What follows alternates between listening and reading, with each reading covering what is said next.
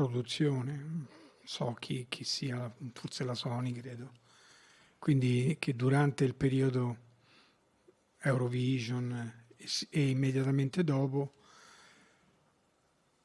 oltre al pezzo Zitti e Buoni, è stata messa praticamente I Wanna Be Your Slave, registrata dal vivo in studio, e quindi avevo avuto modo di sentirla. Il pezzo indiscutibilmente interessante. Però prima di fare tutte le considerazioni e prima di sentirmi poi dire che mi allungo eccessivamente, eccetera, mandiamo un pezzo di questo video, del loro famosissimo pezzo I Wanna Be Your Slave, e vi farò le mie piccole considerazioni. È una specie di edizione speciale, diciamo. Ok? Via con il video.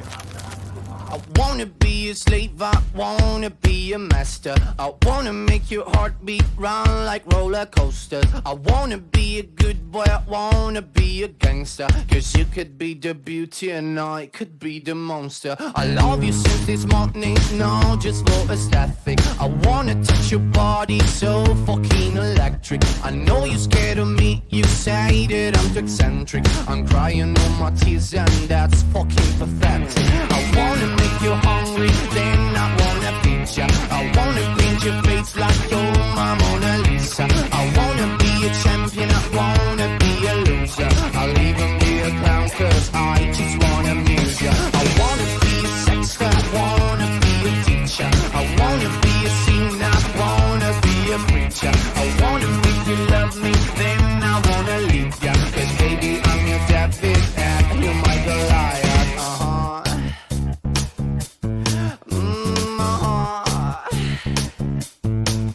Because I'm the devil who's searching for redemption, and I'm a lawyer who's searching for redemption, and I'm a healer who's searching for redemption. I'm a motherfucking monster who's searching for redemption, and I'm a bad guy who's searching for redemption, and I'm a longer who's searching for redemption, and I'm a freak who's searching for redemption. I'm a motherfucking monster who's searching for redemption.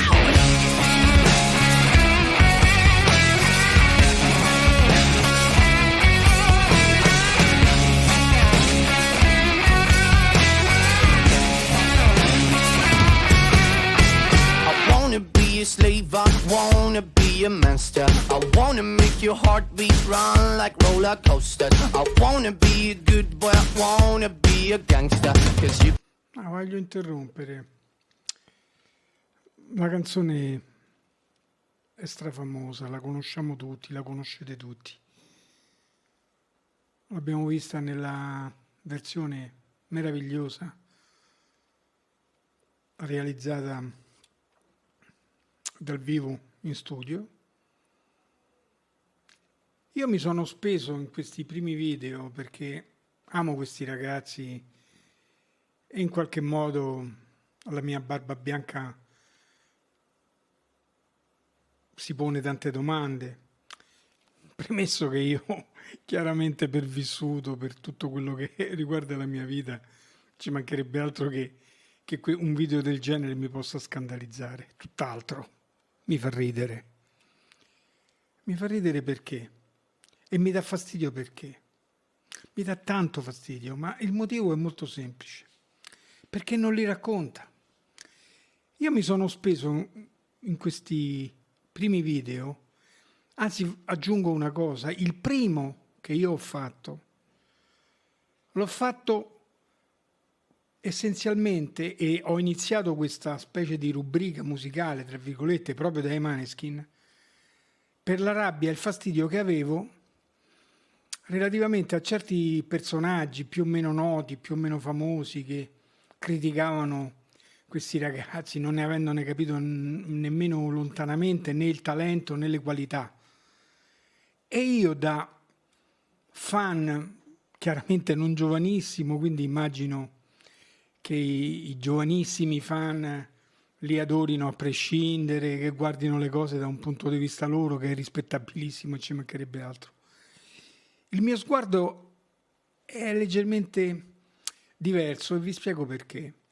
Perché io ho sempre paventato un rischio relativamente ai Maneskin, l'unico vero rischio, che è legato non a loro, non al loro talento, non alla loro crescita artistica, della quale sono convinto e sono il primo estimatore e anche il primo convinto che loro riusciranno sicuramente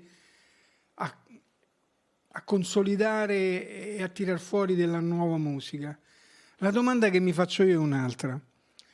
Il pezzo I Wanna Be Your Slave è in classifica dappertutto, ha avuto il suo bel percorso grazie a tutta una serie di fattori che ne hanno alimentato la forza. Mi ero ripromesso di parlare, dietro richiesta, di alcuni aspetti, tra cui mi avete invitato per esempio a guardare delle reaction a livello internazionale, eccetera, che ho peraltro fatto in questi giorni e che nei prossimi video racconterò quindi le mie conclusioni relativamente a questo e quindi al migliorare anche eventualmente una comunicazione relativa ai Maneskin, al discorso musicale, ma anche a altri discorsi che voglio fare, quindi buttare uno sguardo rispetto a quello che è il mondo delle reaction, comunque delle considerazioni che tanta gente fa intorno alla musica. E quindi mi ero ripromesso appunto di fare questo discorso. Poi è piombato questo video che mi ha disturbato, ma non poco. Ripeto, non c'è nessun motivo, nessun discorso né etico né moralistico, ci mancherebbe altro. Ho visto di tutto e di più, anzi, io lo trovo assolutamente banale, scontatissimo e che non li racconta e né li rappresenta. Chi ha fatto questa operazione, non so per quali mercati e non so per quale motivo, quindi questo tipo di comunicazione relativamente ai Maneskin, secondo me ha commesso un errore enorme. Vi spiego subito perché. Io l'altra sera ero a cena e distrattamente stavo guardando, anzi stavo cenando, e come sottofondo c'era il telegiornale, TG2 per l'esattezza. Dopo mesi di silenzio, nonostante il grandissimo successo di questi ragazzi, stranamente sento nei commenti del TG che parlano dei Maneskin, del loro successo, che avevano sbancato su Spotify battendo ogni record, eccetera. Quindi ero rimasto anche contento, dico, guarda, finalmente si sono ricordati che esistono anche i Maneskin, perché qui, a parte il momento Eurovision o Sanremo, poi tutto in silenzio nonostante il grande successo di questi ragazzi. L'unica nota stonata di quella comunicazione del TG2 era proprio la chiosa finale che diceva con la loro, aspetta come l'hanno definita, belli e maledetti. E io immediatamente ho pensato, perché maledetti? Questi sono benedetti e da un talento non indifferente più che maledetti. Quindi di quei soliti commenti così stereotipati relativamente al rock, quindi a tutto il mondo rock, solite cose, no? Quindi mi è venuto sto pensiero che poi vi avrei voluto anche riportare, tra virgolette, avrei voluto raccontarla questa cosa. Poi è piombato sto video, non so se la notte stessa o la mattina dopo, quindi mi è arrivato anche come, dato che io chiaramente in questo momento sto guardando i Maneskin, chiaramente YouTube mi ha mandato come avviso il fatto che era in uscita questo nuovo video di I Wanna Be Your Slave e quindi l'ho guardato. E la cosa che mi ha veramente infastidito, e poi chiudo perché questa, ripeto, è una specie di edizione speciale. E niente, dentro ci ho trovato esattamente tutti i difetti di non so quale genio, io mi permetto, perché poi forse non sono aggiornato relativamente a quelle che sono evidentemente le nuove forme di comunicazione, Non so a quali mercati questo video vuole rivolgersi, né a quale tipo di pubblico, anche perché i Maneskin mi sembra che se c'è una cosa che hanno veramente notevolissima è che hanno una trasversalità assoluta, dai ragazzini a quelli come me, e magari quelli pure più grandi di me, piacciono a tutti. E questo video a chi vuole piacere?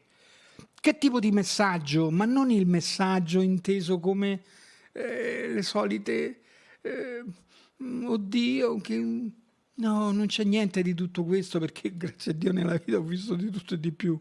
Anzi, l'ho trovato talmente banale, talmente scontato, che racconta i Maneskin per quello che non sono, perché loro sono un'altra cosa, non sono quella cosa lì che ho visto oggi, in questo video. E quindi li racconta in modo sbagliato, perché l'artista, se è maledetto, che si racconti in modo maledetto e uno prenda quella cosa lì. Se è un ipertrasgressivo, che lo sia. E io non li amo, ho apprezzato da Alice Cooper a Frank Zappa, a Frusciante drogato perso, ma nella sua realtà e in quella verità alla fine accettavo perché amavo la sua musica. Ma raccontare qualche cosa che suona così lontano da quello che secondo me, forse mi sbaglio, è lo spirito e la musica che raccontano e che hanno raccontato, e per quel poco che ho sentito hanno uno spirito, una poetica che ho definito gentile, seppure in questo spirito rock, e questo video non lo racconta per niente. Chi ha fatto questa operazione per me ha fatto una cappellata esagerata. E quindi che i Maneskin prendano la loro verità e la raccontino, e se c'è qualche industria dietro che pensa di fare operazione di marketing in questa maniera, così banale, così scontata, volendoli stereotipare, se c'è una cosa che li caratterizza è che loro non sono quella cosa lì. Forse saranno anche un pizzico di quella cosa lì, ma sono un'altra cosa. E se ce li volete raccontare in quel modo, a me non mi piacciono. Vi saluto. Questa cosa mi ha infastidito. Un saluto a tutti e ringrazio tutti quelli che mi hanno scritto. Spero che abbiate colto il senso di quello che voglio dire. Questi talenti vanno difesi, non vanno usati. Non gli serve, perché grazie a Dio ci hanno avuto un successo esagerato, grazie ai fan, ma questo è un capitolo che poi racconterò, e grazie al loro grande talento. Non servono ste carnevalate, perché loro non sono quella cosa lì, e quindi perché la devono raccontare? Raccontate la vostra verità, che quella è più che sufficiente. Ciao a tutti.